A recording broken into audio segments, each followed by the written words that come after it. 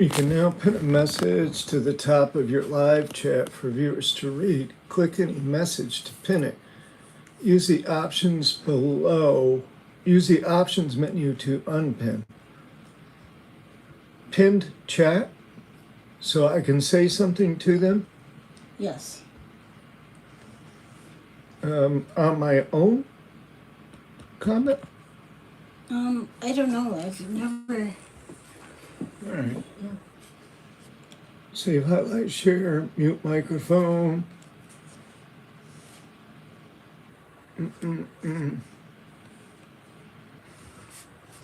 Hey, man. There's Paul. Yeah. What's up, buddy? Good to hear from you, for sure. Yeah, man. You've been like right there every step of the way. I really appreciate you very much. Yeah.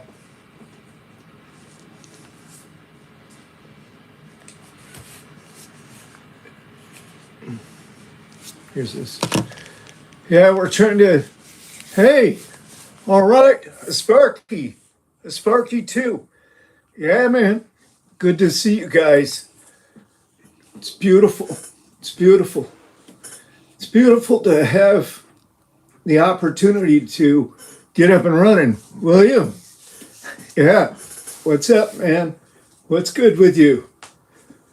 Yeah, I love you guys. And, I really appreciate you hanging out with me and knowing more about my story. I'm trying to do some things. I'm trying to put together a lot of different programs right now.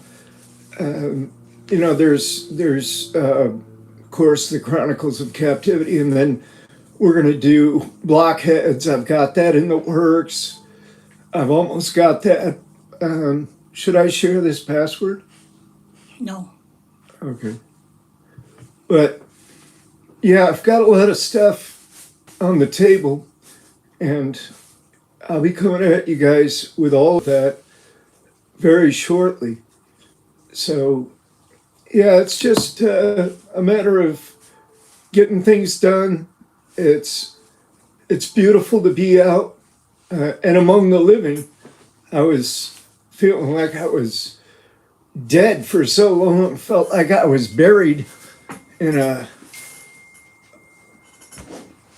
Yeah.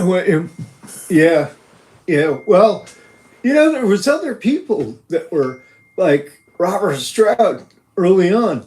Can you imagine being sentenced to death by hanging, and then he got that overturned because his mother wrote to Woodrow Wilson and begged Woodrow to give him clemency, and he did, but he had a caveat, which was life in solitary confinement. So that's how the Birdman of Leavenworth, was ended up in solitary confinement for all that time. But yeah, there's, solitary confinement in a way. Hey, Henry, all right. Great to hear from you, man. This is beautiful. This is wonderful, guys. I really appreciate you guys showing up. I'm going to try to do these live streams every once in a while I'm really going to try to do them every week to try to keep you guys up to speed with what I'm doing, what's going on. Yeah, man. Yeah, Paul, I try to, forget about, but it's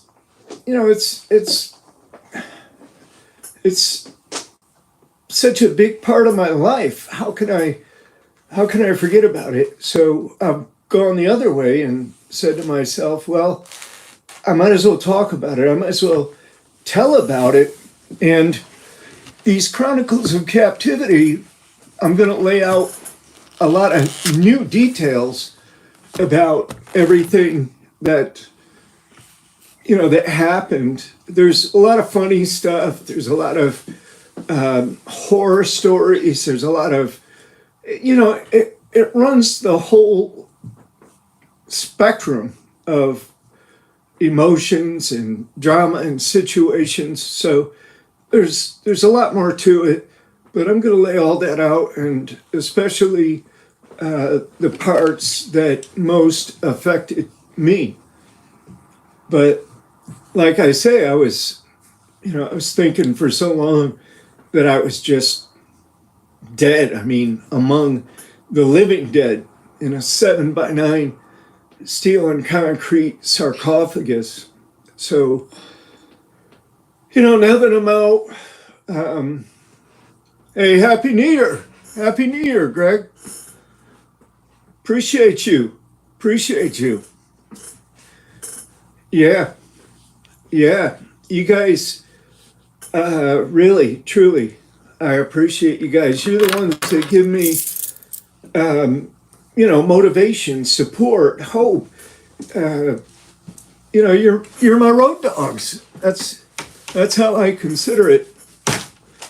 And yeah, we're gonna try to put out a host and variety of content.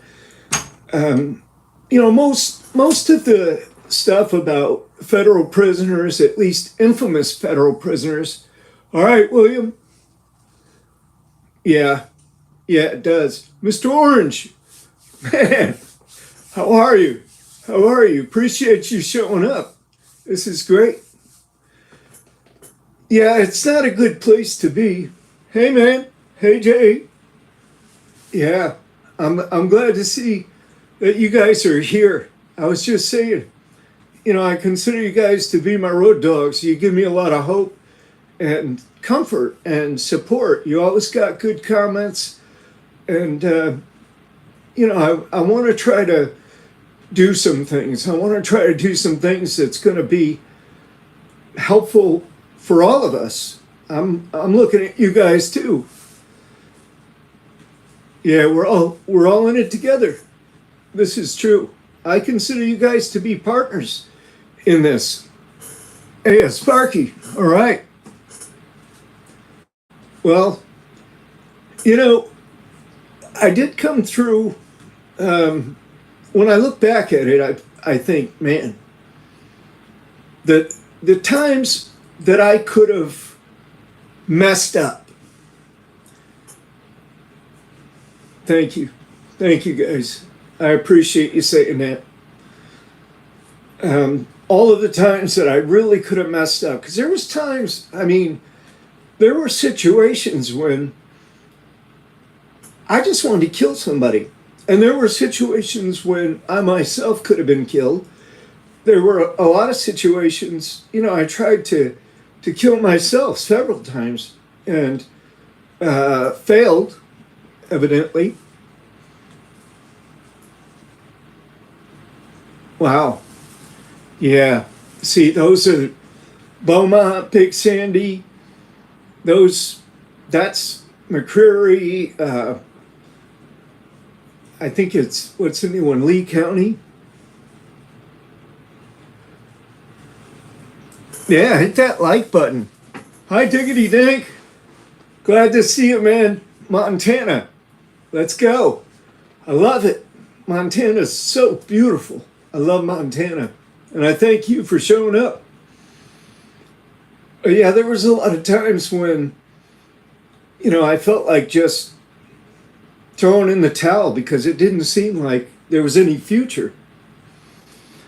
Yeah, William, Lee, I know people that have been through all those places, and it's just a different penitentiary system than when I went in there in 1989, 1990. Yeah, I love Charlotte, North Carolina. I love North Carolina. I'll tell you a little story.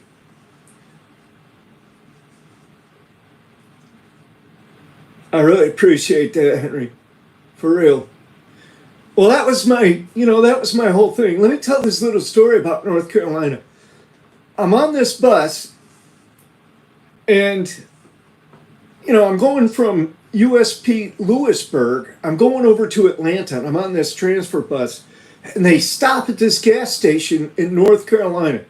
I mean, it's just beautiful. North Carolina is just absolutely gorgeous. And it was a nice time of the year. It was spring. The trees were just beautiful. You could smell the fresh air. And for whatever reason, they thought that I was a low security prisoner. They thought I was going to the camp or something. So cool, man.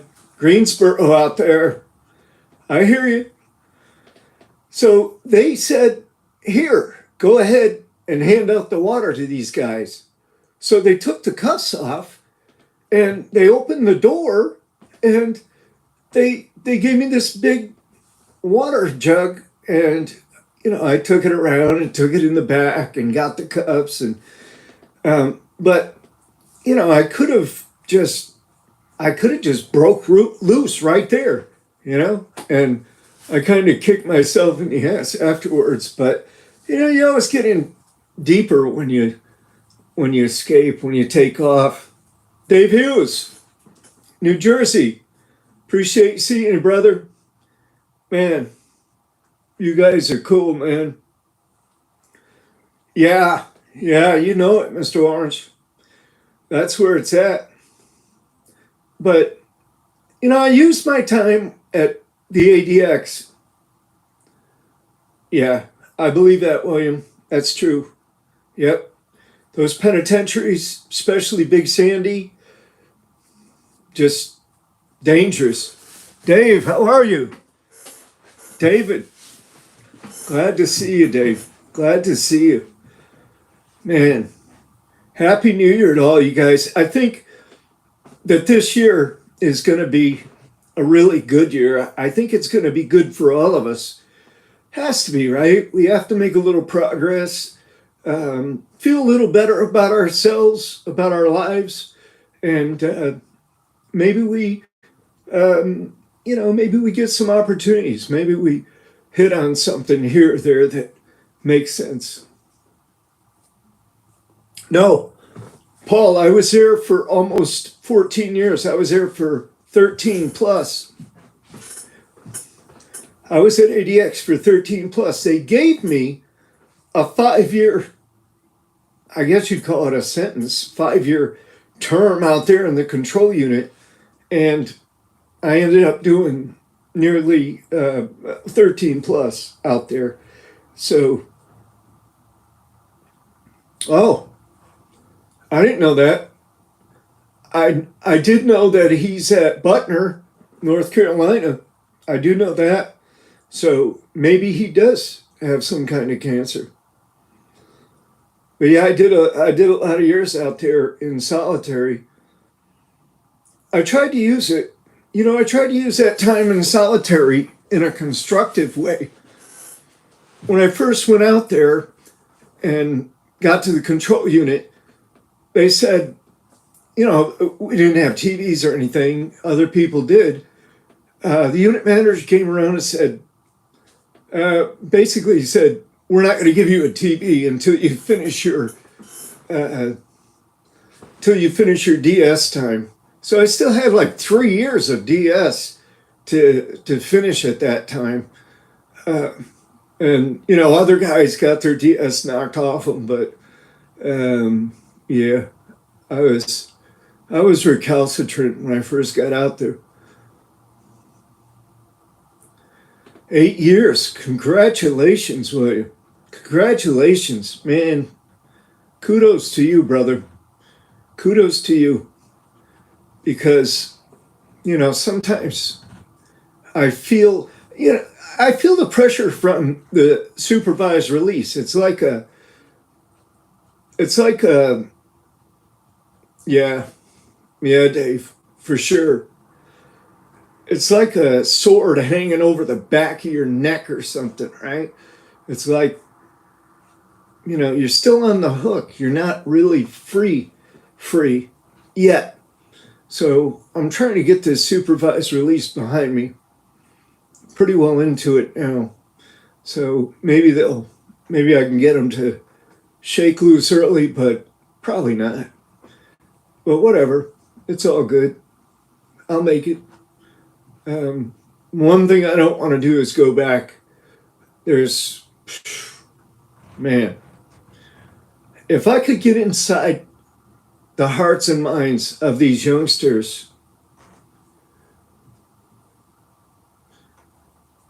well, you know what, Diggity Dank? 3 years and, 7 months in the hole. I mean, people don't realize that's a long time. That's a lot of punishment. I mean, don't compare it to my time or other people's, because you did that. You got through that, and that was a long time. I'm sure that in your heart and mind it was a long time, and you got through it.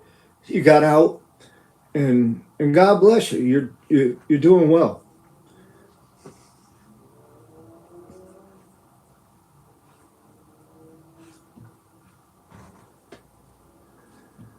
Yeah, yeah. I had to. I had to. I mean, I had to go through that gauntlet. Had to go through that. I mean, yeah, there was a lot of stuff that happened. A lot of stuff that just tore pieces of my heart and mind right out of me. I mean, but I made it through somehow. I mean, it was kind of a little bit of me, a little bit of skill, I guess, being able to navigate the course of that. Stanley, what's up, Stanley? Good dude, Stanley. Appreciate you. Thank you for showing up. Yeah, yeah, it never broke me. The thing about it was I was refusing to be institutionalized. And the way that I fought from day one against becoming institutionalized was to buck the system. And I mean, I bucked. Yeah, I don't know, a Sparky too. I do know how to make a fire. I used to make fires at ADX in the cigarette lighter in the wall. There's a hole, and then you push the button and it gets red. So I used to roll up some newspaper, the black ink newspaper, like a cigarette. I'd roll it up, push it in there, get the end of it with a glow on it, and then blow on it. Whew! And hold a piece of tissue, and it would blow the flame right onto the tissue so I could light my candle. Yeah, I've definitely got hope for the future. Oh, I wanted to tell you guys this too. I think it was about 10 days ago, maybe 2 weeks ago. My buddies came out. There you go. There you go, Paul. I might practice that one of these days out here, right? Just run around naked. But yeah, about 2 weeks ago, I guess it was, my buddies came out from New York, and Pete Quant and his buddy Dan. Pete's the cameraman and cinematographer slash director, and then Dan just handles all the heavy work. But they came out. We did some more filming. They're going to come out in March again.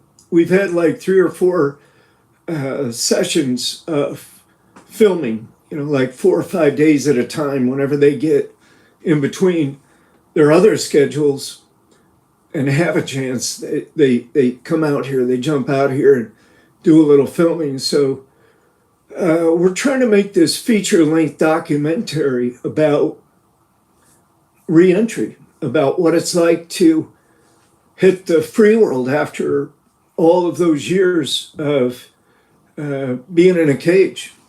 So, but I got to tell you, I mean, I went for a few job interviews, and the minute I told them that I'd been in for 33 years, almost 33 years. They would just kind of look down at their shoes and look away. And, I never got a job. They never gave me a job. I do little handyman stuff sometimes. I did a lot of cleaning, house cleanings and stuff for that Home Glow app. I try to keep things moving where I can make ends meet. But I'm not worried. There's, even if I had to sleep outside and on a sidewalk somewhere or something, it'd be better than being in prison or jail. That's a fact, at least to me. I don't want to go back there. Not trying to do that. But yeah, anybody that's watching or listening out there, go ahead and subscribe to my channel and, go ahead and hit that like button, share, whatever you can do to help push all of this forward. Look, I'm not going to forget you folks.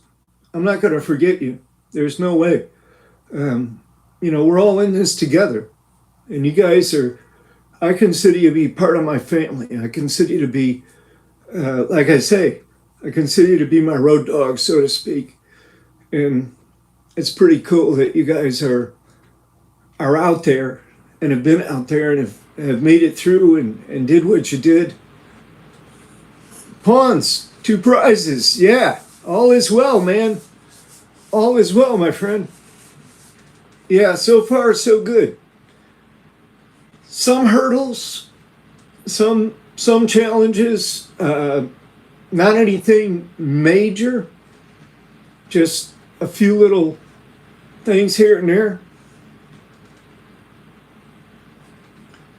Yeah, thank you, Diggity. Yeah, that's cool. Starting that, being in the program or starting that kind of a program. Yeah, well, Mr. Orange, if you read about me 12 years ago, yeah, I've come a long way since then. That landmark litigation, the ADX litigation, it forced the Bureau of Prisons to provide, Richard, Chad is Chad is cool. Chad's the best. I love Chad. I do. He got a couple things about me wrong, but that's one of the things, you got to give a little license here and there. But, that litigation, the ADX litigation, it forced the Bureau of Prisons to provide psychological services, including medications, psychotropic medications, to people who are in the control unit. Before that, the Bureau of Prisons, they wouldn't give psychological services or medications to anyone in the control unit because supposedly if you needed psychotropic medications or psychological treatment, you weren't even supposed to be in the control unit to begin with. But I had the PTSD. It was pretty severe. It was diagnosed long before I went to ADX, but what they did was, you know what they do.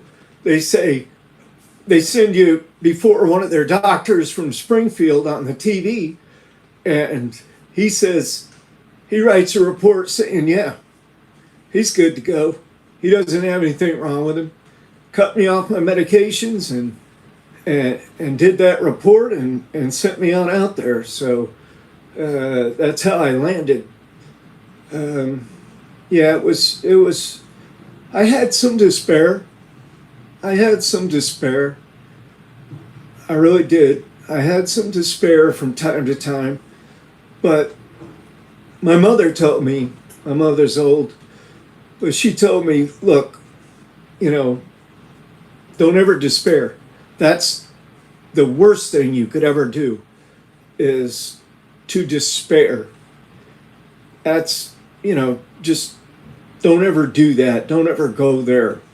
You can face these challenges and these obstacles and frustrations, and maybe you don't overcome all of them, but at least the ones you don't overcome aren't going to take you down. They're not going to sink your ship. Yeah, Greg, it is. It really is. It really is. I knew guys out there at the control unit who were, yeah, Mr. Orange. Yeah, I know what that's about. I know what that's about. I've been there many times. So, when you're there, you just have to, you have to have a go-to. You have to have something. I had my yoga. I had the meditation, the yoga, and that stuff. I didn't catch that last question. But yeah, I had a go-to with the yoga and meditation. And I'd have to say that yoga I just had a simple yoga routine, but I'd have to say that it pretty much saved my life. Because, there were times when I was doing pretty badly, and, I'm gonna expound on all of this from A to Z in the Chronicles of Captivity.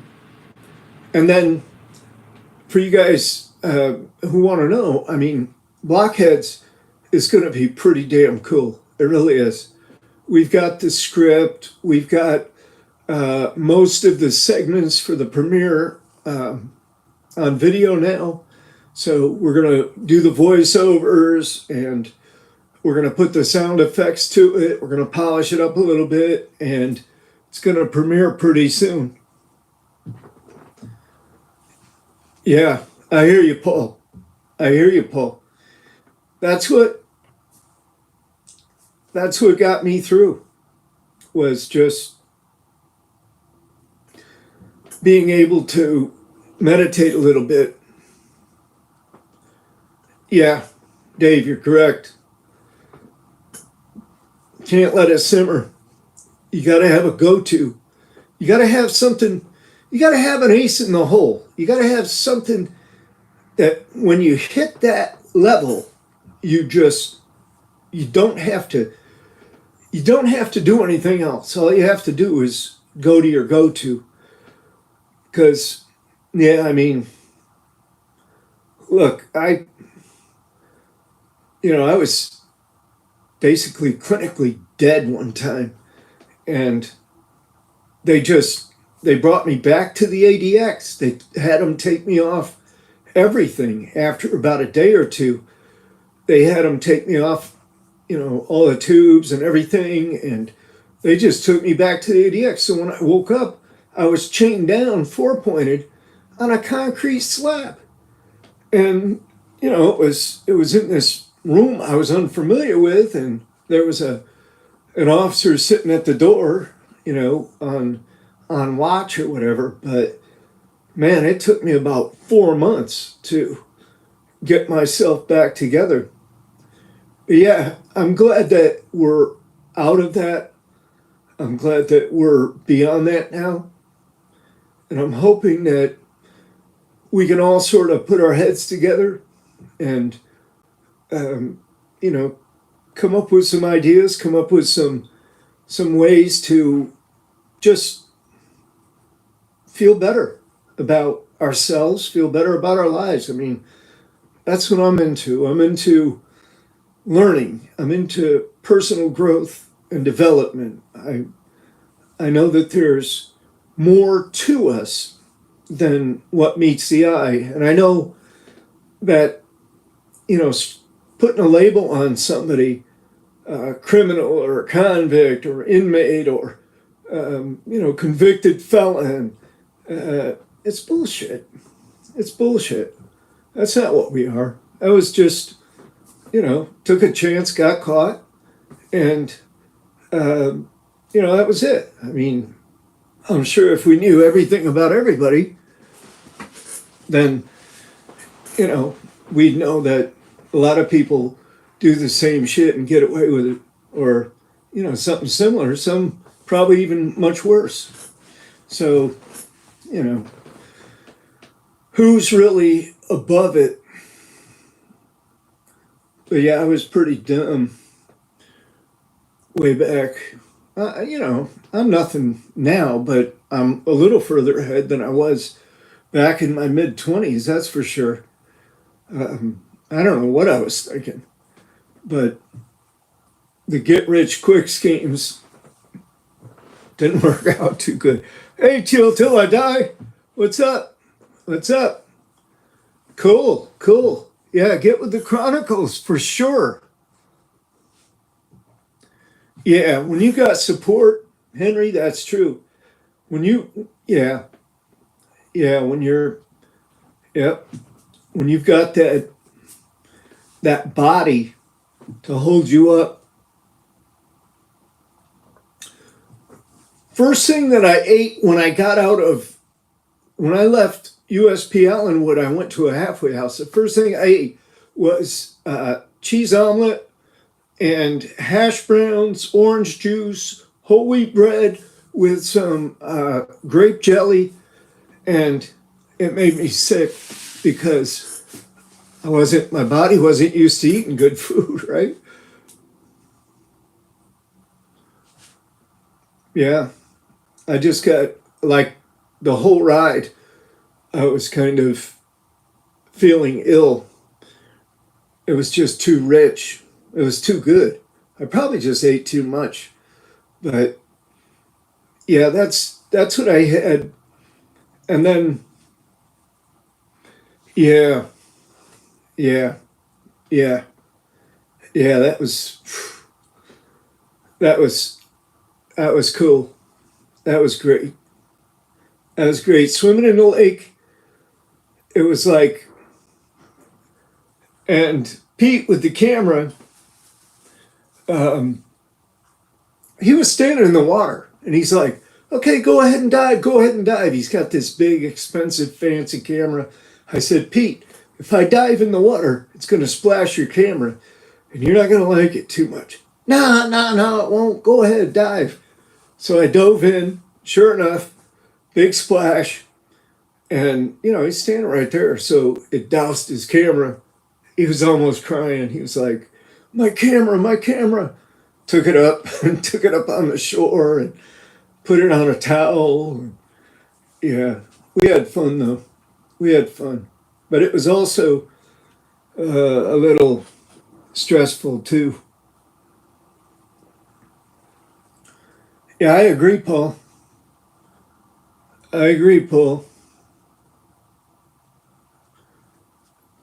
Yeah, go ahead, Real Tev. Go ahead. Go ahead. Glad to see you, by the way.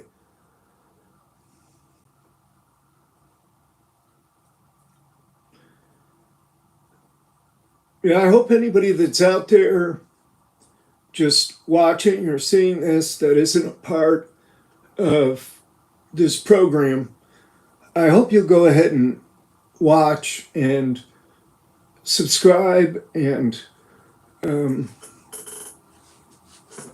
come on board. Come on board. We're a group. We're like-minded individuals in a lot of different ways. Well, one of them, real tough. I thought I believed that I had cancer in the testicle because I had a lump. And here's what happened on Easter weekend of 2005. They chained me down. And I mean, they went ballistic because nobody was there. It was a weekend. And so this Lieutenant Clark had me chained with about 70 pounds of chains. They had it crisscross on my back. I couldn't move an inch. I was face down. And about the third day in, I just felt this ooh, this horrible, just a, just a pain, sharp pain like I've never felt before in my testicle. And I couldn't look behind me, but it was one of the PAs. It was this guy named Osaji, this black PA from Nigeria or whatever. And he came up to the side of me and he looked at me and I'm like, what the fuck did you just do to me? And he's like, I didn't do anything. I didn't do anything. But that July, I noticed that there was, there was a bump. And so, I got to thinking, maybe this guy injected me with something that's causing cancer. I mean, well, how do I get a lump on my testicle like this? So, for some reason, whatever reason, I was pretty paranoid at that time about the medical staff. This is at the ADX. It's control unit shit, and it's war, man. It's war, and I'm not trying to have the enemy go to work on my body like that, or trying to, I really just didn't trust him. So I just, for some reason, I got the notion that I was just going to do it myself. And I did. I just got the notion, I'm going to do this. I'm going to, amputate this and get rid of this. And they actually autopsied the testicle. And when the report came back, and they were amazed too that I had done such a good job, like surgically. Of course, that's when I almost bled out because you've got a major artery running to your testicles, and I cut through it and couldn't tie it off. So, because the warden was on the range, the warden came by just right after I had done the surgery, and I've got a piece of sheet, a thin piece of sheet tied around the artery, and it's holding it. But then the warden comes around and he stands at my door trying to talk to me. It was Warden Wiley, and I just felt like all this warmth going down my legs, and I looked and it was wide open. And, I just sat down against the wall. Because I couldn't get it anymore. I couldn't get to the artery anymore.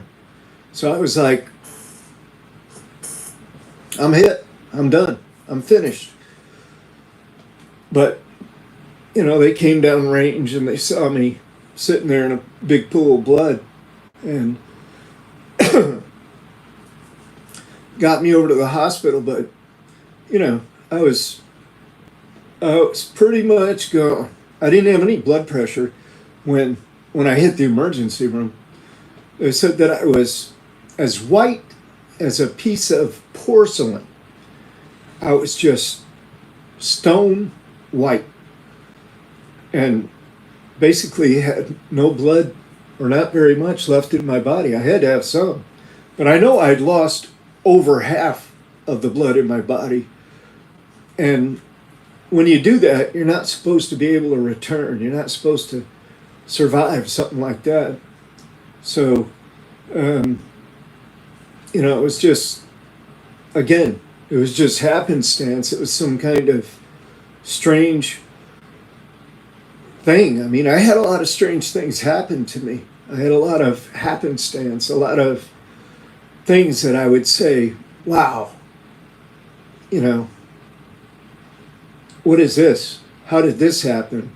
I don't believe in coincidences anymore. I believe in happenstance. But yeah, I had to do what I had to do. I had to do what I had to do. And,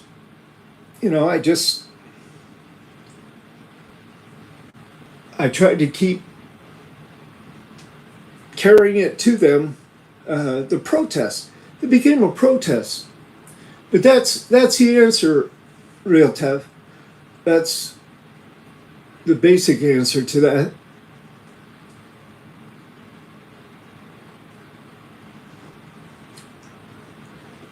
Yeah, yeah, I know, I know, I know, I know.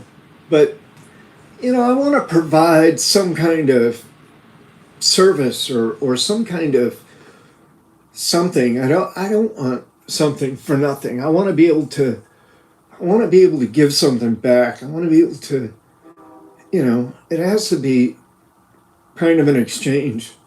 Um, I just, I want to do what I can. And so that's why I'm putting this content and these different programs together. I've got, I've got several other programs that are lined up. I've got the Bon Po Yoga program. I've got another kind of a true crime idea in mind. Thank you guys. Thank you. I mean, I hope that you guys can take something away. I hope that there's something that hits your souls, that hits your hearts and minds, and gives you a little bit of extra confidence or extra energy or um, yeah, William, I think El Chapo is probably, he might still be on range 13, but I don't think so. I think, yeah, it is hard, Henry. It is hard to talk about it sometimes. I get in my feelings a little bit. But yeah, El Chapo's probably, I'm going to say he's likely in the control unit. And uh, what'd you miss? What'd you miss, country? Hey, Peterstown. All right. All right. Yeah, Peterstown, you've been around for a while. Glad to see you. Glad, glad, glad. Yeah, that's right. Yeah, that's true, Sparky. Yeah, I'd like to do another interview with Chad. He's busy. He's busy, busy, busy.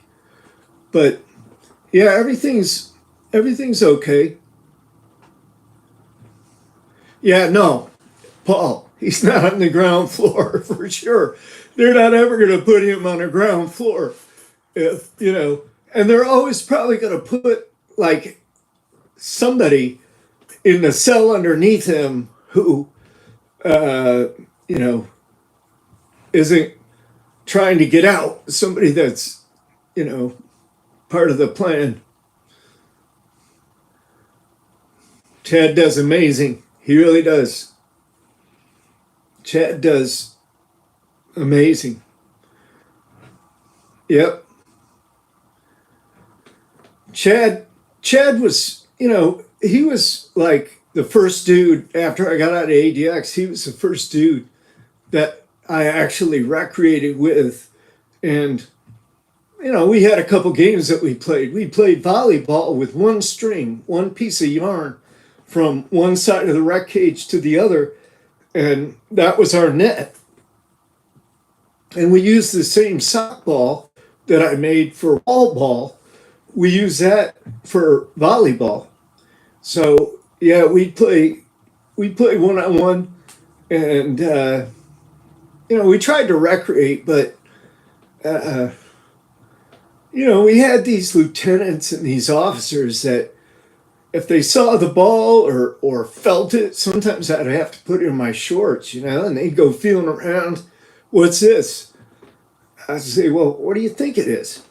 But they'd say, okay, give us the ball, Powers. And then we had these lieutenants who would come out if we were playing. They'd make us take down this piece of yarn like it was really some big violation or something. So yeah, they weren't like, how it goes. They're not very pro creativity, with the prisoners. They really don't like prisoners to be creative at all. They just want to keep you, down. They want to keep you in a certain mindset. And, they don't want you to get creative enough to put a realistic dummy in your bed that they count like 3 times. But yeah, they were paranoid. But we got everything.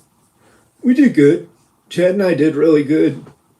And like you guys say, Chad is good dude. He's one of the I met maybe about, I'm gonna say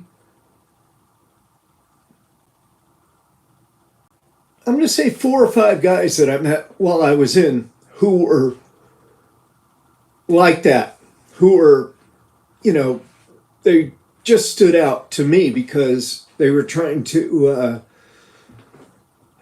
the right thing. They were trying to, they had, like all of us, right? You have this burden on your shoulders and you're in this environment where sometimes you're forced to do things that you really don't want to do or, really shouldn't do. But you're pretty much forced into it. And, I think all of us were laboring under that to some degree. But, Chad, the underlying Chad always came shining through. I mean, he was intelligent. He had the gift of gab. But how many guys have these draconian sentences put on them? And, many of them are never going to get out. Oh, okay. All right, country. Where's that? Where is that? Exactly. It's got to be like Scranton.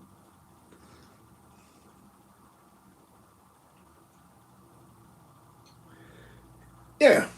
Yeah, Paul, met some good people. Met some good people, but there wasn't too many of them. There wasn't, it was just, I say there wasn't too many. I didn't know everybody, so I really shouldn't be saying that. But I think a lot of guys just try to pose and posture in order to get by, in order to maybe make it out of there. So, oh, wow, okay. You're out there where they take everybody to court, right? Yeah. Well, maybe I'll do an interview. Maybe Chad will be the interviewee. Maybe I could interview him sometime. But yeah, I really like Chad, and I'm so glad. I'm so happy for him because he got his sentence reduced to the point of getting out. I mean, he did a long time for the bullshit they put him in there for. He did a long ass time, but he never lost hope. Yeah, Baltimore is pretty close, Paul. Pretty close. But yeah, he got out. He got back with his old flame, and they got married and had the twins, and I mean, got onto the YouTube platform and just started cooking. I mean, he's got one of the best channels up there, I think. I don't know all of them, but seems like he's got a hell of a lot of subscribers and probably getting a lot of view hours. Yeah, Peterstown is good people. Good people. How's that class going? Are they back? Are you guys back in class now, Peterstown? Or is that like next week? Because I know people out here have this whole week off.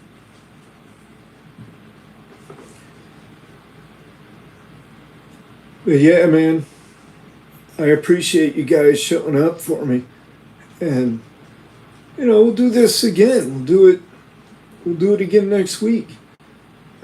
Is this a good time for y'all, or should it be a different time? Ah, yeah. So they got a good little vacation then.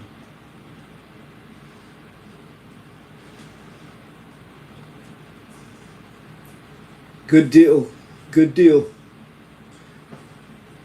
Well, I'm definitely very much appreciative of the kind of the kind of confidence you guys have in me, and the the fact that you support and stand by and are there. I mean, I'm here.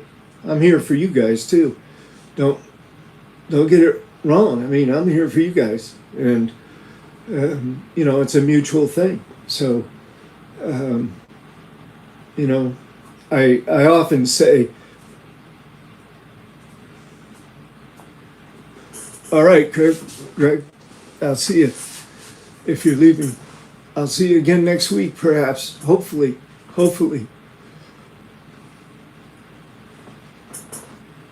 Yeah, yeah. I don't know. Um, I think that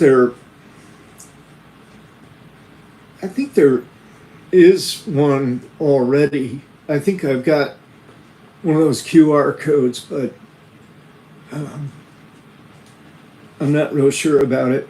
But again, I don't want something for nothing. I I really don't. I just um, I just want to. I want to.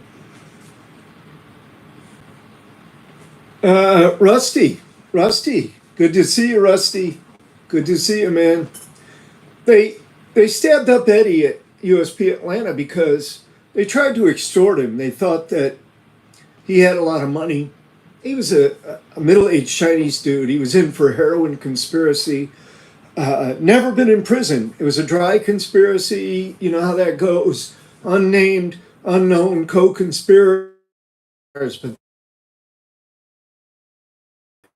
he and I, had something to talk about in A&O, and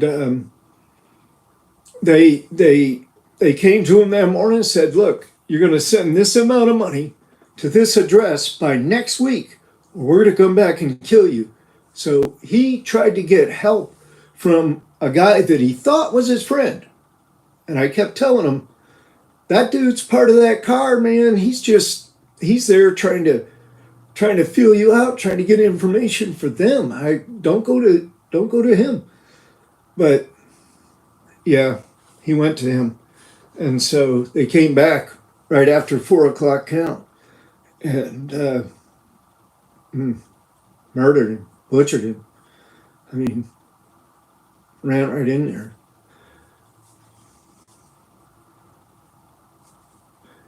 Yeah, William. Yeah, William. Thank you, William. Okay, I'll stay on. Hey, hey now. That's right. That's right. One of the best channels out there, right there.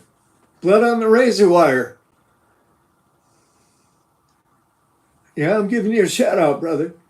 I'm definitely giving you a shout out for real. Hopefully, we could get together, do some kind of yeah, yeah, yeah, yeah. Hopefully, we can get together, do another interview sometime, Chad. Hopefully, I'm looking forward to it. But yeah, um, it's been a real pleasure to see you guys, to hear from you. To yeah, remember Chad? We played with that single string, and that lieutenant came out and told us to take the string down, and yeah, we had a hassle playing, but we got it done. We also had that other game, Chad. Remember where we had the ball and you had to hit the round. We used like a piece of tin foil or something from a cover of a jar. And we had that on a paper, and there was that line, and you could run up to that line. You could jump over the line, but you couldn't touch over the line until you released the ball. And we were trying to hit that little piece of whatever it was, silver, tinfoil or whatever.